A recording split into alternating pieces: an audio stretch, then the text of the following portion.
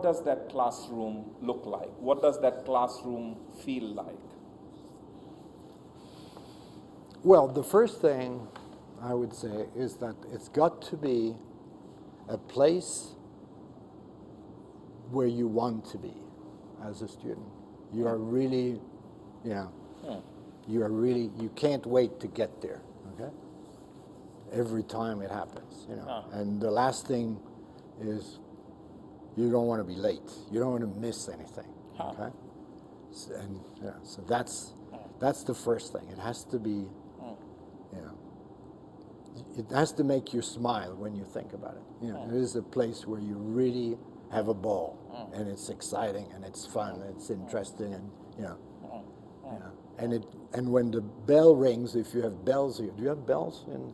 No, but we have clocks which serve as bells. Yeah. When it gets to that hour, you say, "Oh, that's impossible." Where did the time go?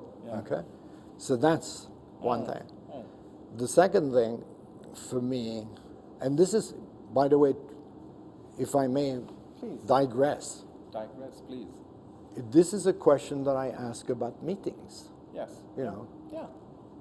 I mean, the many senior people have regular meeting. Their management meeting once a week and so forth. Right. And one of the questions that I always ask is, so you're really looking forward every, if it's on Monday, on Sunday, you can't wait to the office at 9 o'clock on Monday to be in that management meeting. Right? And they look at me like I landed from the moon. You're crazy. Of course not. And they say, how many years you've been doing this? What's, it's your meeting. Why? Right. Yeah. Why aren't people having? Yeah. I mean, and you? I mean, you're the boss, meeting. right? Yeah. Right. You too? You don't. Yeah. What's wrong? Yeah. What's wrong? Why do you go on with this? Right. Why don't you change it? Right. And now we're back to liberating structures. Yeah. One of the reasons why people don't change is because, first of all, they were educated in lousy meetings, so this is the norm. This is what they've learned. Yeah. So they learn. And secondly, they don't know how to do it. Yeah.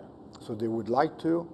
Those that would like to change it don't really know. They haven't learned things like liberating structures and methods and processes to turn this into something that is really enjoyable and productive at the same time. Yeah. So, classroom, back to the classroom. Yeah. So, if I may dare say this to you, please. Not to you personally, but to anyone. I think that the job description there is the same. I think that to me, that classroom should be a place where the professor is a resource. He's a contributor. He's not a teacher who is sort of pushing stuff down, but somebody who is available for the students. Okay? So that's one thing. The other thing is that, for me, in the same way as I feel that in meetings presentation should be eliminated or minimized, to only what needs to be done that way as a practical communication thing. I feel the same way about the classroom, that the classroom should be a place where one only does those things that require being physically together in the same room. Yeah. So that one really takes full advantage of the fact that one is together in the same room. Yeah. And that therefore a whole bunch of interactions become possible that would be impossible or very clumsy if one were to try to do it in any other way. Yeah. Okay? Yeah. And so there's no need to be in the same classroom to listen to somebody giving a lecture. Yeah. I mean, that doesn't require being. Yeah. Not those days, in the days of the Greeks, yes, but not today. Okay?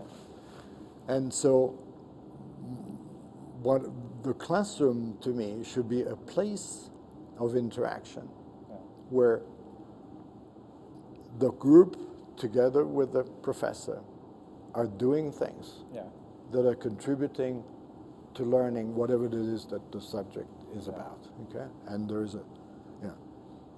a lot of the learning then is in the form of learning from each other, or discovering together, co-creating together, material or whatever, and and so the professor becomes more of a facilitator, a designer, a participant, a resources, and many of those roles can in fact be shared. Yeah. So sometimes they are not shared, but sometimes they are shared. You know, even the facilitator role, if the students have learned how to facilitate some of this work, Right. there's no reason why they can't participate or contribute Sure. or take over. Sure. You know, and same thing about the design and that sort of thing. So that to me would make the class, you know, it's a class where it's like a jazz players, you know.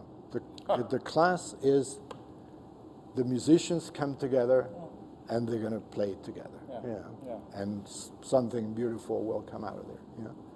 Now, can you completely eliminate the lecture or that kind of thing? I think it depends on the course. Sure.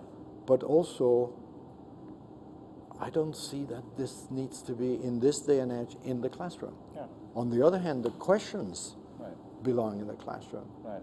You Yeah. know, the discussion, the Yeah. you know, the making sense, Right. you know, how do we translate that into Yeah. something practical? The creation, the discovery, As opposed to the delivery. as opposed to the delivery. Yeah. Because the delivery doesn't, you know, it's a passive Right. kind of exercise. You know? Yeah. And so there is always the fear that, you know, something is going to get lost, because if you don't give a lecture yourself, you know, and people read it from a piece of paper, it's not going to be the same thing.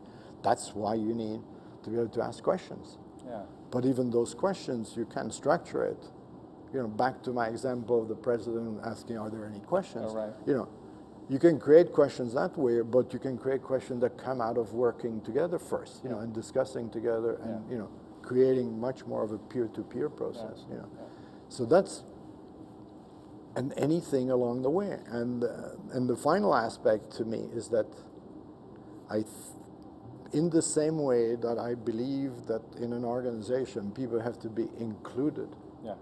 I think the students have to be included Yeah. in working together with the professor